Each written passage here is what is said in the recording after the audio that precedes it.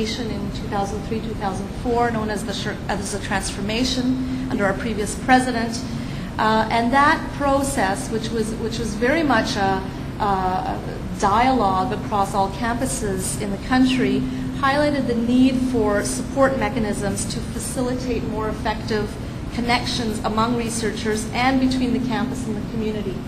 I hesitate to use the word researchers and users because I think as Wes made clear, sometimes these are spurious categories when you look at the co-creation of knowledge and other relationships between researchers and the wider community.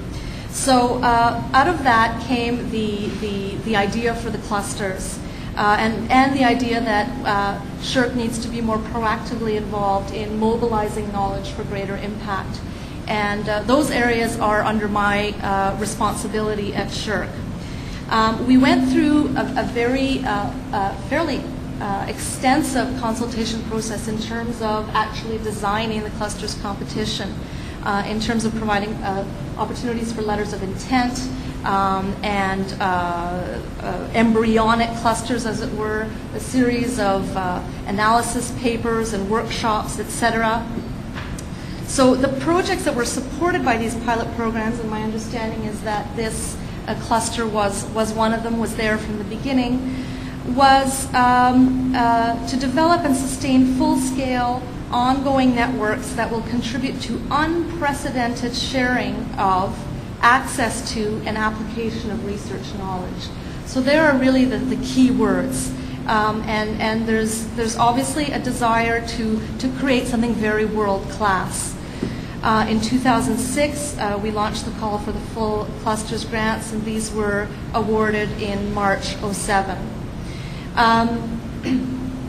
As you know, the clusters are worth $300,000 a year for up to 7 years. There is a possibility of renewal. So this is quite unusual in the world of SSHRC to have that, length of time to develop something significant. So there's a real opportunity here. There's an opportunity for multidisciplinary, for interdisciplinarity, and I see that looking over the list of people who are here, you're certainly going in that direction.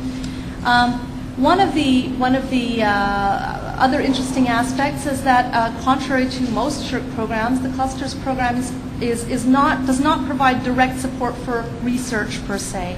It's for all of the other activities, upstream and downstream. This will be quite an interesting dialogue here as well. How do you mesh your activities here with more conventional research activities that are taking place within this network, but with other leveraged forms, sources of funding.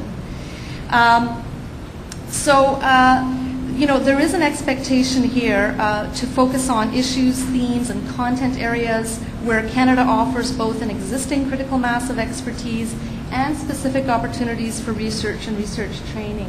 And I think we're quite proud at SSHRC because many years ago, I think it was about 10, 12 years ago, we invested in applied ethics. And some of the members of this group here were involved in those early stages of incubating what SSHRC viewed at the time was an area that would be really needed in 5, 10, 15 years down the road.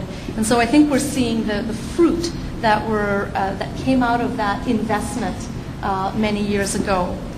The other goal is to facilitate intellectual exchange and cross-fertilization of ideas among Canadian and foreign researchers.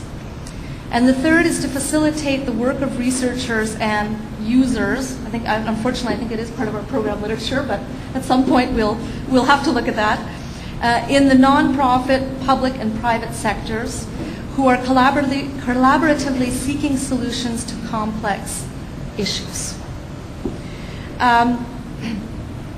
In terms of leveraging of resources, and certainly this was part of the original vision and remains an important objective, that the clusters, the strategic knowledge clusters, will proactively look at how to leverage the resources provided by SSHRC to either seek funding within other programs of SSHRC or elsewhere. And I do want to maybe put a few flea in a few people's ears. There are opportunities include at the Tri-Council level. There are the networks of the Centers for Excellence, for example, where despite the fact that the networks are a Tri-Council program, tend to be dominated by natural sciences and engineering and the biomedical community.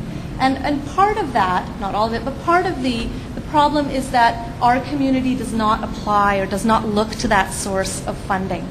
And that is something that we are trying to change and be a little more helpful in terms of communicating and helping broker relationships between social sciences and humanities research and other sources of funding. So the networks of the Centers for Excellence are an interesting source to look at, as is the Canada Foundation for Innovation, particularly as you're looking at the you're taking a very technological approach in a way to the networking. And similar to the NCEs, the CFI has tended to serve the natural science and engineering and biomedical communities for their large-scale infrastructure projects. Fortunately, this is turning around very quickly.